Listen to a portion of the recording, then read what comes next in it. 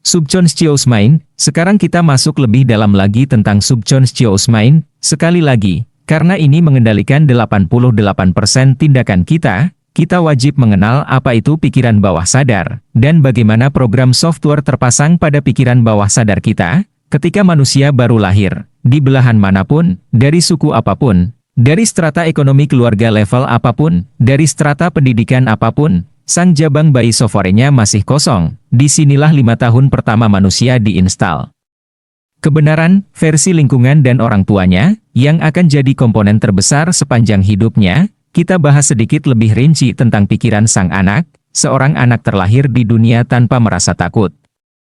Kecuali rasa takut akan gelap dan suara keras, semua ketakutannya yang lain, pasti dipelajarinya ketika dia tumbuh menjadi dewasa. Sudah lama kita tidak membicarakan aplikasi psikologi ini. Sesekali menyambar dunia ini mungkin ada manfaatnya bagi sahabat yang membutuhkan, ini bukan ilmu canggih, hanya ilmu pengetahuan sederhana. Kali ini kita akan membahas tentang rasa takut. Rasa takut ini sangat dominan dalam memengaruhi orang lain. Dalam bahasa kerennya, fear factor, dunia advertising, politik, dan bisnis. Sangat mengeksploitasi rasa takut ini menjadi komoditas, belanja. Ketakutan akan kelangkaan barang, ketakutan ada keterbatasan membuat perilaku menumpuk barang, dan ini terjadi di dalam semua keluarga. Terutama para wanita yang terus dieksploitasi rasa takut ini. Saya beri contoh ya, iklan yang paling efektif di kelas retail adalah yang mengeksploitasi rasa takut, misalnya iklan pasta gigi dari merek ternama menceritakan kuman jahat yang akan menggerogoti gigi sang anak, dan ini sangat ditakuti, meskipun terlihat saintifik. Lalu pasta gigi itu solusinya bagi para ibu, dan percaya saya, mayoritas wanita, kebeli. Dengan iklan itu, kita lanjut pelajaran tentang mengeksploitasi rasa takut sebentar lagi, setelah memahami keilmuan ini. Dua rasa takut utama yang biasa berkembang dalam diri kita semua adalah takut akan kegagalan, takut akan kekalahan, dan terus berkembang menjadi rasa takut akan kritik dan penolakan. Kita mulai belajar merasa takut pada kegagalan, ketika kita secara terus-menerus dikritik dan dihukum saat mencoba sesuatu yang baru atau berbeda, kita dibentak dan dilarang-larang. Jangan! Jauh-jauh dari sana! Hentikan! Letakkan!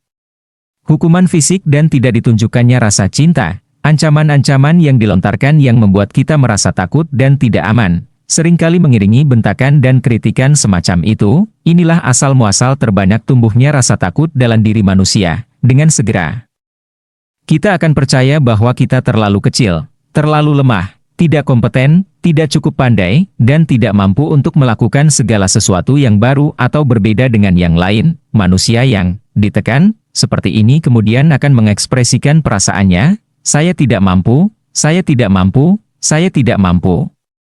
Setiap akan melakukan sesuatu yang baru atau menantang, reaksi otomatis kita biasanya berupa perasaan takut, gemetar, dan perut bergolak. Reaksi itu akan persis sama dengan ketika pantat kita dipukul oleh orang tua kita dulu, lalu lagi-lagi terucap, saya tidak mampu, berulang kali. Rasa takut akan kegagalan adalah penyebab utama dari banyaknya kegagalan yang terjadi pada masa dewasa.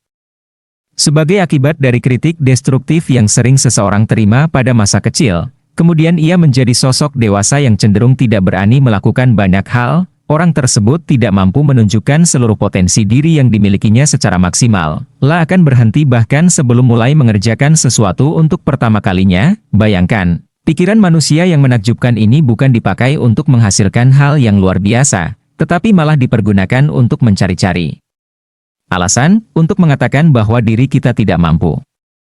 Dengan begitu, apapun yang diinginkan tidak mungkin dapat diperoleh. Mari kita merenung sebentar, melihat diri kita. Sudahkah kita mendidik anak kita dengan benar?